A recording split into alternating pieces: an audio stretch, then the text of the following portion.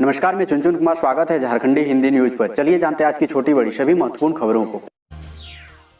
Private स्कूलों में प्रार्थना और खेल पर सरकार ने लगाई रोक। 1 मार्च से खुल रहे स्कूलों में भी प्रार्थना सभा, सांस्कृतिक कार्यक्रम तथा खेल गतिविधियां नहीं हो सकेगी। स्कूल खोलने से पहले सभी स्कूलों की साफ सफाई सुनिश्चित कराई जाएगी। झारखंड शिक्षा परियोजना परिषद के राज्य परियोजना निदेशक शैलेश कुमार चौरसिया ने सरकारी स्कूलों को खोलने को लेकर सभी क्षेत्रीय शिक्षा उप निदेशकों, जिला शिक्षा पदाधिकारियों तथा जिला शिक्षा निदेशकों को निर्देश जारी कर दिए हैं। जारी निर्देश में स्कूलों की साफ सफाई के लिए कमरा के अनुसार कितने मजदूर लगाए जा सकेंगे, इसका भी निर्धारण कर दिया गया है। यह भी कहा गया है कि क्वारंटाइन सेंटर के रूप में उपयोग में लाए गए स्कूल विशेष साफ सफाई के बाद ही खुलेंगे। अजमेर सियालदह मार्च तक रद्द, गंगा सतलज का फेरा घटा। ठंड बढ़ने और कोहरे की वजह से कई ट्रेनों को 31 जनवरी तक रद्द कर दिया गया था। पुनः इसे 28 फरवरी तक बढ़ाया गया, लेकिन लगता है कि समय से पहले आ गई गर्मी में भी ट्रेनों को ठंड का एहसास हो रहा है। अब एक बार फिर रेलवे ने कोडरमा होकर चलने वाली अजमेर सियालदह एक्सप्रेस को पूरे मार्च माह तक रद्द कर दिया है। वहीं इस रूट की धनबाद गंगा सतलज एक्सप्रेस का फेरा भी सप्ताह में 1 दिन घटाया है। कोडरमा के यात्रियों को सीधे अजमेर जाने के लिए इस रूट से कोई ट्रेन उपलब्ध नहीं होगी, जबकि हावड़ा जोधपुर एक्सप्रेस का ठहराव भी 1 जून से कोडरमा में वापस ले लिया गया है।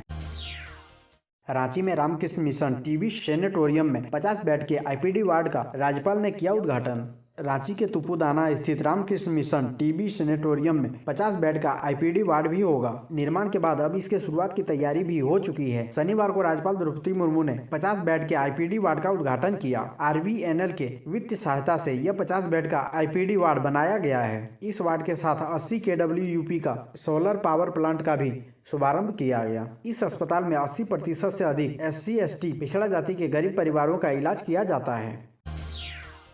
रेलवे के ग्रुप डी कर्मचारियों के लिए खुशखबरी, कॉमर्शियल या टेक्निकल डिपार्टमेंट में जाने का रास्ता साफ। रेलवे के ग्रुप डी कर्मचारियों के लिए खुशखबरी है। ग्रुप डी के कर्मचारी पढ़े लिखे और उच्च शिक्षा प्राप्त किए हुए हैं तो वे भले ही गैंगमैन या मेल फीमेल सफाई वाला के पद पर क्यों न भर्ती हुए हो, वे इसी पद से सेवानिवृत्त नहीं होंगे। ऐसे कर्मचारियों के पास मौका है कि वे लेटरेट डिपार्टमेंट कम्पिटिटिव एग्जामिनेशन के तहत परीक्षा देकर किसी भी विभाग में निकलने वाली आंतरिक वैकेंसी में शामिल हो सकते हैं। रेलवे बोर्ड ऐसे कर्मचारियों को कुल पदों पर 10% का आरक्षण देगा।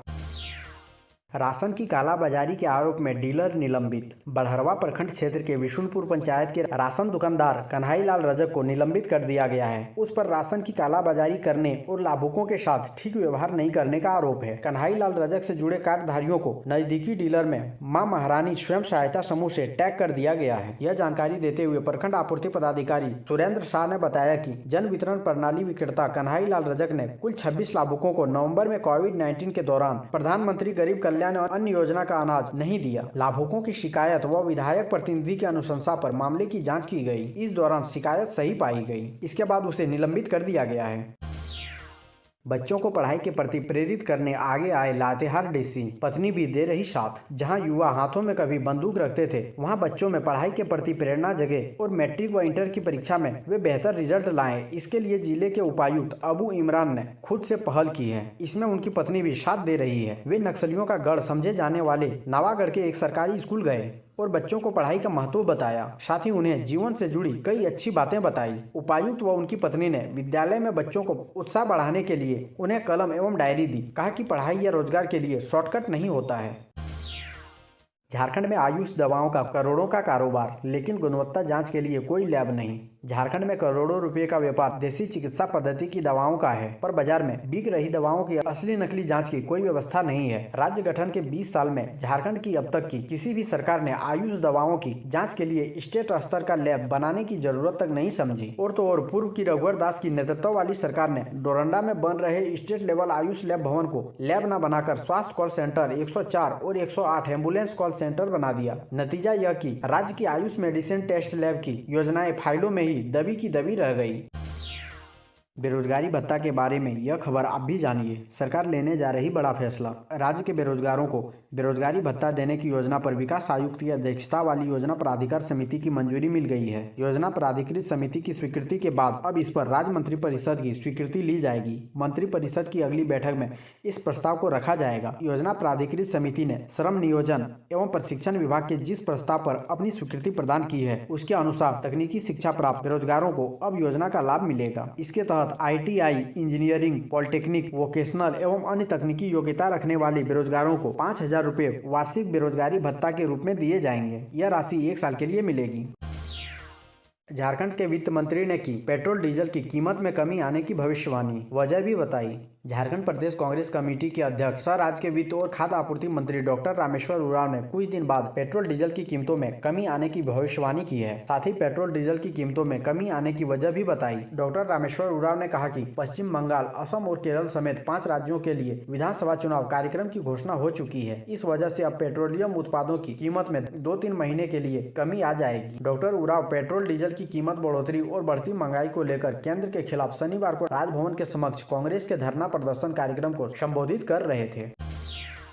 सदन बाधित होने पर सरयू राय ने कही बड़ी बात, मुख्यमंत्री व स्पीकर को दिए ये सुझाव। झारखंड के पूर्व मंत्री सरयू राय ने विधानसभा सत्र के दौरान नेताओं द्वारा सदन के बाधित किए जाने पर कहा कि यह समय जनता के लिए होता है। प्रश्नकाल के बाधित होने पर जन समस्याएं सदन में नहीं उठ पाती है। उन्होंने इसके लिए मुख्यमंत्री हेमंत सोरेन व झारखंड विधानसभा अध्यक्ष रविंद्रनाथ महतो को सुझाव देते हुए कहा कि प्रश्नकाल का समय बढ़ाया जाए। बता दें कि अभी झारखंड विधानसभा का बजट सत्र चल रहा है। शुक्रवार को पहले दिन राज्यपाल का अभिभाषण पेश किया गया।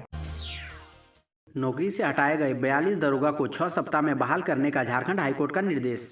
झारखंड हाईकोर्ट ने नियुक्ति के बाद 42 दरोगा की सेवा समाप्त करने के मामले में अवमानना याचिका पर सुनवाई करते हुए सभी बर्खास्त दरोगा की सेवा बहाल करने का सरकार को अंतिम मौका दिया है। जस्टिस SHC मिश्र की अदालत ने शुक्रवार को मामले की सुनवाई करते हुए सरकार को 6 सप्ताह में सभी की सेवा बहाल करने का निर्देश दिया।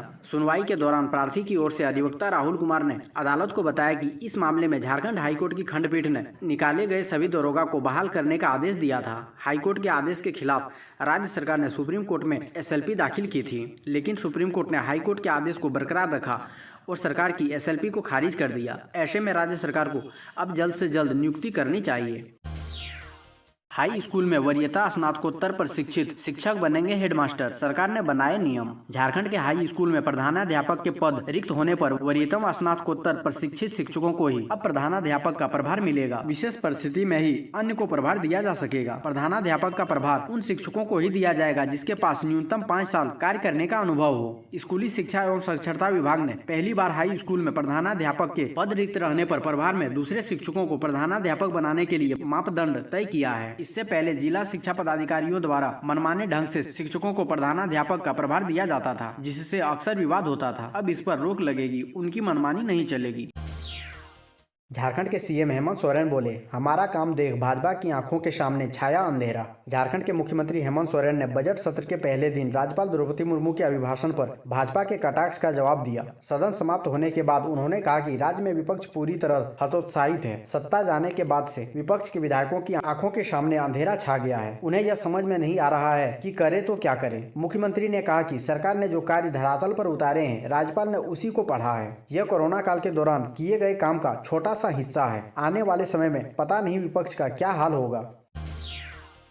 वित्त रहित शिक्षाकर्मी हड़ताल पर स्कूल कॉलेज में लटके रहे ताले। राज्य भर के वित्त रहित 1250 इंटर कॉलेज, उच्च विद्यालय, संस्कृत विद्यालय व मदरसा में शुक्रवार को ताला लटका रहा। अपनी मांगों को लेकर करीब 10,000 शिक्षाकर्मी हड़ताल पर रहे। छात्र छात्राएं स्कूल पहुंचे, लेकिन स्कूलों में ताला लटका देख वापस लौट गए। शिक्षक झारखंड राज्य वित्त रहित शिक्षा संयुक्त संघर्ष मोर्चा के बैनर तले शैक्षणिक हड़ताल पर थे। इनका कहना था कि सीएम द्वारा दिए गए आश्वासन के आलोक में वित्त रहित संस्थाओं के मामले को प्रशासनिक आयोग को भेजा जाए, स्कूल कॉलेजों को घाटा अनुदान दिया जाए, साथ ही सरकार इसका अधिग्रहण करे। कोरोना के प्रति लापरवाही इन 3 जिलों को पड़ी भारी। महज 10 दिनों में 35 से 45% तक बढ़े संक्रमित। कोरोना को लेकर बढ़ती जा रही लापरवाही के कारण राज्य में दोबारा संक्रमितों की संख्या बढ़ रही है। लोहरदगा, गुमला और देवघर में पिछले 10 दिनों में संक्रमितों की संख्या तेजी से इजाफा हुआ है।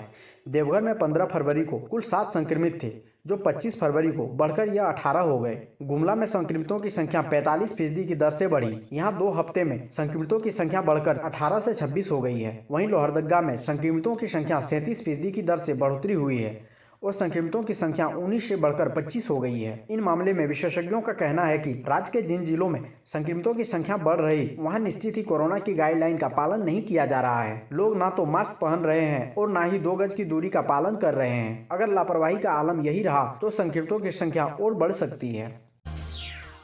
सरकार के निर्णय से खुश झारखंड आंदोलनकारियों ने मनाया जश्न। हेमंत सरकार की ओर से झारखंड आंदोलनकारियों को आरक्षण देने की घोषणा का आंदोलनकारियों ने स्वागत किया है। धनबाद जिला मुख्यालय पहुंचे झारखंड वनांचल आंदोलनकारी मोर्चा बैनर तले आंदोलनकारियों ने एक दूसरे को गुलाल लगाकर एवं मिठाई खिलाकर बधाई दी। आंदोलनकारियों ने 15 सूत्री मांग पत्र धनबाद उपायुक्त द्वारा मुख्यमंत्री को सौंपा। मौके पर प्रदेश संयोजक देवू मोतो ने कहा कि झारखंड आंदोलनकारी समर्थक सरकार ने आंदोलनकारियों के प्रति जो सम्मान दिया है इसके लिए हम आभार प्रकट करते हैं। प्रदेश संयोजक धीरेन्द्र नाथ मोतो ने कहा कि पूर्ववर्ती सरकार ने आंदोलनकारियों के साथ लगातार छल किया है। हेमंत सरकार गठन होते ही वैश्विक महामारी से जूझना पड़ा। इससे उभरते ही आंदोलनकारियों के प्रति अपने कर्तव्य को बखूबी निभाने का अथक प्रयास किया है, जो सराहनीय है।